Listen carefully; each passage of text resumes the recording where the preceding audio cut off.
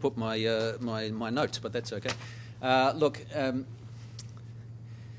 the primary public interest in is to have a robust media landscape so that it can be an effective fourth estate in a democracy. And secondly, to ensure that New Zealanders continue to have access to our stories and our music in an ever more cluttered media landscape. The role for government here is limited. It can't take away the need for businesses to adapt, but there are some things we can do that will help. And so today I'm announcing immediate actions from government to assist the media and production sectors while work's underway in a wider context. So firstly, the government will progress the Fair Digital News Bargaining Bill with some amendments to support local media companies to earn revenue for the news they produce.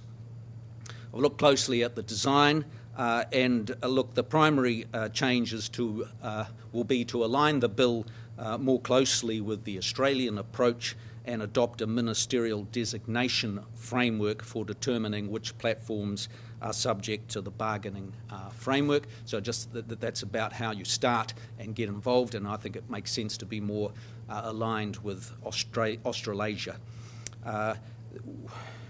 We won't be taking up the Select Committee recommendation to explicitly define artificial intelligence in the bill.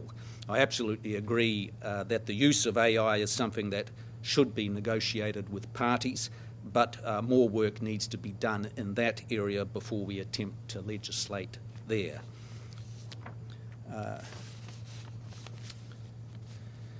ACT, of course, have indicated that they are not going to support this bill, and so we've had an agree to disagree on that. I've had a brief conversation with Willie Jackson, and we hope that Labor will support it. Secondly, we're going to deal with some of the outdated legislation which restricts advertising on Sunday and public holidays. This no longer makes sense given the fact that many of the competitors to the media landscape, all the online streamers, can advertise on those days, and it's an anomaly that needs to be fixed, and so we'll bring in some legislation quickly to repeal that. Thirdly, we've been looking at the screen production rebate criteria, and we'll tweak the eligibility criteria for the rebate for local shows with a strong industry and cultural value, which may mean that Shortland Street will qualify. The new proposed threshold will be set at $10 million per season for a scripted series. The change is small but important, and it corrects an anomaly, I think, for government investment in our local production sector. My primary interest there is to ensure that there are some, I think, important shows such as Shortland Street, but ultimately it's a decision for the Film Commission as to whether or not they are funded.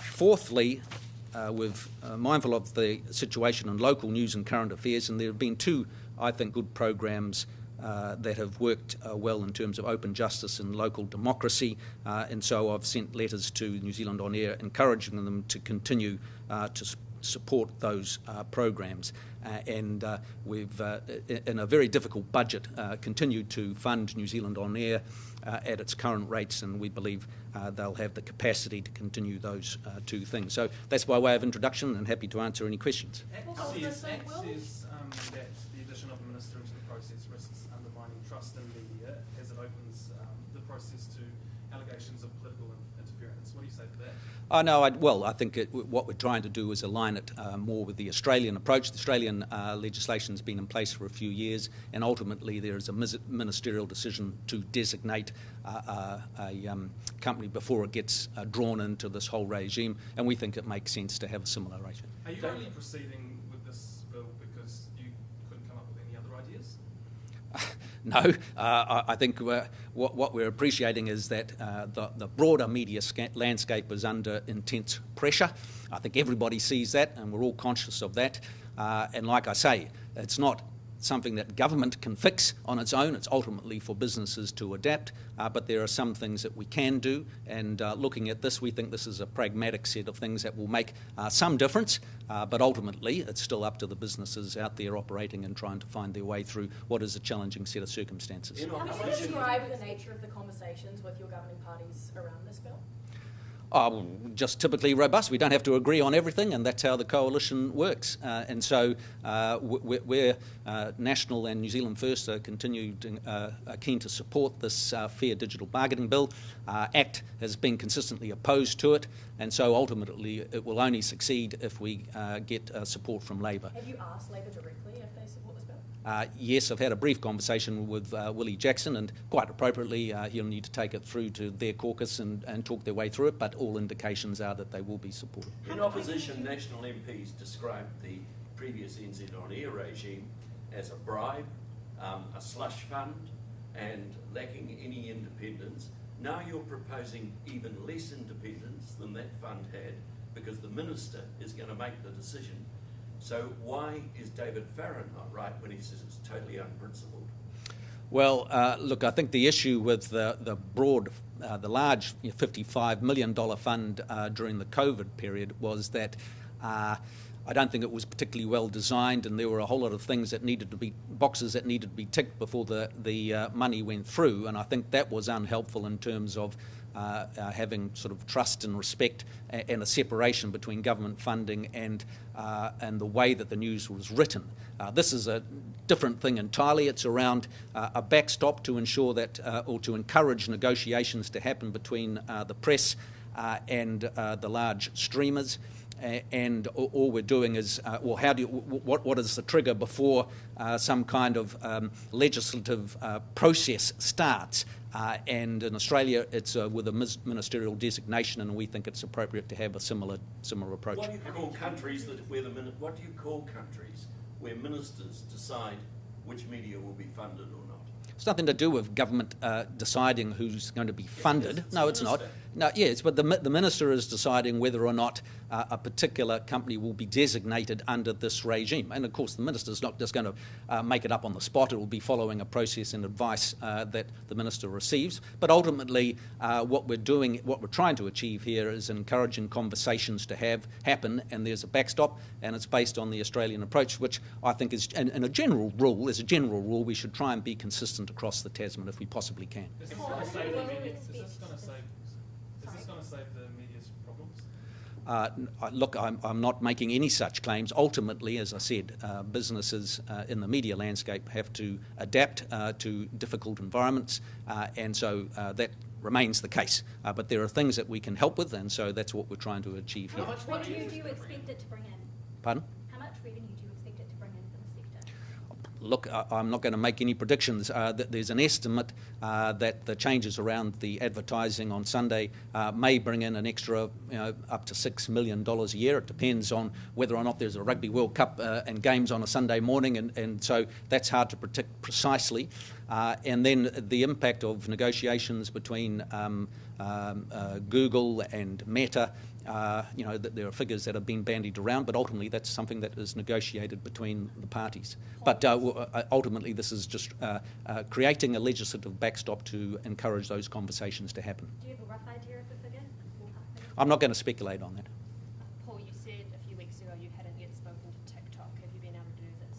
No, I haven't tracked down Why TikTok. have you not spoken? Well, I think we're working away. They're just a little bit hard to pin down, but I've spoken to just about every other player in the sector. And why will AI companies not be captured under this? Well, if you look around the world, there's very few countries that have attempted to do that and attempted to legislate in that space yet, and I think we're keen to continue that conversation and watch as the international trends develop. I think it would be I don't think it would be appropriate for New Zealand to be one of the absolute pioneers in this space, and so it was something that was suggested under the Select Committee process, and so we're not ruling out doing work in that space, but I'm just not prepared to legislate for it right here, right now. What are the tech companies saying to you, and have you had any pushback?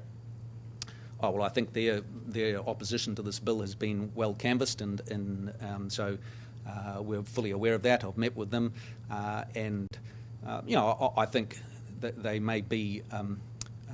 I think they'll be pleased to see some greater consistency with the Australian approach, but that they've not been particularly enthusiastic about this generally. Are you comfortable with New South pulling out of news, Minister? Well, that may be an outcome. Yeah, look, I can't control. Nobody can control all these things apart from the businesses making the decisions that they make. If you look around the world, all of this is, it's got a mixed outcome. Google has made some payments. Meta has in the past. Meta seems to be pulling back in countries, so it's very difficult to predict the exact outcome. Which is why I'm not at all surprised that there's a wide variation of views on this topic. It's our last week on air. Do you think this has come too little, too late? Well, it's obviously a very difficult week for the News Hub group, and look. Like I say, government's not able to solve all the problems of the many businesses operating. Some businesses in the media landscape in New Zealand are doing very well, and some have been struggling. It's been compounded by the fact we're in a tough economic spot, and so advertising revenue has been low in that case as well. But all we can do is make some changes that I think will help. David Seymour says you've taken Labour's bill and made it worse. What's your response to that? Well, look. We don't have to agree on everything. They've been consistently opposed to this, and look, that's fine. But we still think, on balance, this is something that's worth doing. And like I say, I think it makes sense to align it more with Australia. National previously described the bill as a shakedown. Why the change in tone? Well, we've been talking to the sector generally. We've looked around the world. Various countries have attempted various regimes to deal with the whole issue of how do we encourage conversations to be had between very large multinational streaming companies and local media producers. And so, we think, on balance, this is a good way to go. What other industries do you think would benefit from some government intervention and assistance at the moment? I'm not going to speculate on any such topics. I'm just trying to deal with this area here. Nevertheless, do you worry that you might have opened a Pandora's box, that everyone is going to come knocking on your door asking for cash? Well, we're not handing out great dollops of cash at all. All we're trying to do is create a regulatory framework which encourages conversations to happen between very large international players and domestic ones. And when you step back, what's the public interest in this? And that's what I started off with. The public interest, I think, is to ensure that we have a sustainable and robust media landscape that can operate effectively as a fourth estate in a robust democracy, and secondly, that we continue to see our programs and our music in a very cluttered media landscape. And so those are two areas of public interest where I think government should have some role, but it is a very limited role, and that's why we're not putting large sums of money into this, but focusing on changes that we can make in the regulatory landscape. How is it set to continue long term if this is just being viewed as an agree to disagree? Do you think ACT's viewing this as a temporary fix with no action forward, and is this funding and reviews going to be stripped back?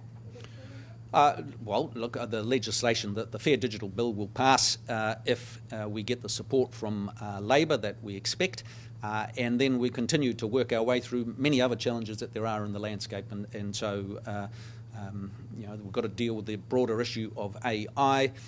Then another thing that we're keen to work our way through is how can we encourage the streamers to have more New Zealand content as part of their mix. There are also broader issues around spectrum for the radio. So there's a whole set of things that we're going to work our way through steadily in a calm and collective manner. Would you be willing to refer this back to the Select Committee? Well, there's, could do, but that just drags it out longer. So there's a tension between getting on with it and getting the legislation into the House quickly or going through further discussion. My inclination is to get on with it, but that's a discussion we can have with Labor if they choose to support it. What's the delay, Minister, on levying the streamers? Pardon? What's the delay on levying streamers? Well, that's an entirely separate discussion, and that's more in the tax realm and not something we've made any decisions on. I know you said there's follow through with the threats that they've made in Australia and what they've gone enacted in Canada, and do withdraw from news, from distributing news on their platforms. Would the government, which is one of, if not Meta's biggest client from the advertising perspective, consider changing its posture towards use of its platforms? If they do become a place that's more hostile to a local news system? Well, I'm not going to speculate on that outcome. We'll wait and see how things evolve. And look, ultimately, that is a risk. Most of the New Zealand media landscape have been encouraging of this bill, but so ultimately, what happens only time will tell.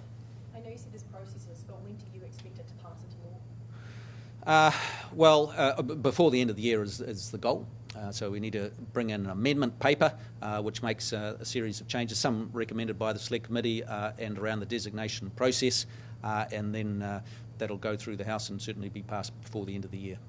Paul, what do you constitute media in regards to this? Media that's produced locally, I suppose, here in New Zealand, that is focusing on New Zealand news and stories. And I think it's a sector that's under enormous pressure, obviously, because New Zealanders have such a wide variety of entertainment and news sources available to them. The thing that does give me hope for the sector generally is that there's still a very big appetite for local news and content. And so the challenge is to find a way to deliver that in a way that's economically sustainable. And what we're announcing today will help to some degree. It's not going to solve all the problems of the world, but we think it will help. Yeah, bluntly put, do you think this will save Shortland Street? Ultimately, I think we've changed the structures so that they could qualify. Ultimately, the final decisions are made by TVNZ and the Film Commission when they work through the arrangements, but it's certainly making it more likely. Do you want them to save Shortland Street? Well, look, I think it's an important kind of institution in terms of generating talent, not just amongst actors, but in the producers and the whole sort of ecosystem that it develops. So I think it's an important institution. It would be great if it can continue. Do you have a sense of on what grounds you'll designate platforms? And are you right now in Australia? There's only a couple that have been caught. Can you imagine a broader net in New Zealand in terms of the companies that are designated? No, look, I think the goal is to be as closely aligned to the Australian model as possible, and so there'll be a sort of a series of thresholds before a minister would make a decision about whether or not to designate a particular party, and then they'll get drawn into the whole legislative apparatus. The primary point of the legislation is to act as a backstop in the hope that negotiations will happen, and it will only become relevant if there's an absence of that negotiation. Have you considered a compliance threshold to this legislation to stop Meta from pulling their news, for example? No, I mean, ultimately, companies can decide whether or not to provide services or not. I mean, that's ultimately up to them. Minister, TVNZ CEO says they're expecting another $25 to $30 million loss next year, as well as this year. What's the government doing in terms of supporting as being a backstop in that respect? Well, ultimately, TVNZ has to find a way to be economically sustainable, and we'll support them in that. And so, when it comes to a basic business, you've either got to increase your revenue or cut your costs, or find other ways to work your way through it. And so we're going through that. This will make some difference in what we're announcing today, and we'll continue the conversation around areas such as AI. Would you bring back the idea of a merger? No, we're not interested in merging with RNZ, but we certainly think there are opportunities for some greater collaboration between those two entities, which may be helpful in the future, but ultimately that's something for the boards of those two entities to continue to discuss. Support them coming together physically and all? Yes, I mean, if there's spare room in the TVNZ building, which is very well designed, and RNZ can move in there, I think that's a good thing, and that could lead to further collaboration in many respects. Would the government consider updating or changing for your transmission fees? Well, that's another issue that's been raised, and that's something on the forward playbook that we'll be working our way through. There's no sort of magic there. If a courtier charges fewer fees, then it does flow through to the profitability of that firm, and so that's something that we're looking at. In regards to the bill you're passing, so David Seymour has said that the ministerial designation is an overreach. How will you ensure, I suppose, that this is not going to politicise the bill's intent? Well, like I say, it's just based on the Australian approach, and it really just gives greater certainty to people coming in from overseas to see a system that's recognisable, that's been developed in Australia, and is not something bespoke to New Zealand. I think that's the primary purpose. Examples of why it's specifically necessary, you think? Well, my primary example is to align it more closely with the Australian arrangements, and I think as a small country, that the extent to which we can be broadly consistent with what happens across Australasia, I think, is a useful thing. Right? Any final things? Yeah, just lastly, how can you ensure it won't erode trust in public media like Seymour has suggested? Look, I think trust across the media landscape is a big issue. Of course, trust in institutions generally is a challenge right across the board. So whether it's politics or the media or business and a whole host of areas. And so I think where the real danger had been was when there was a substantial government fund directly to media with a whole lot of strings attached. So we're certainly not going to be recreating that model. How will we know there are no strings attached to the designations? Well, it'll all be clearly outlined in the legislation. Thank you very much.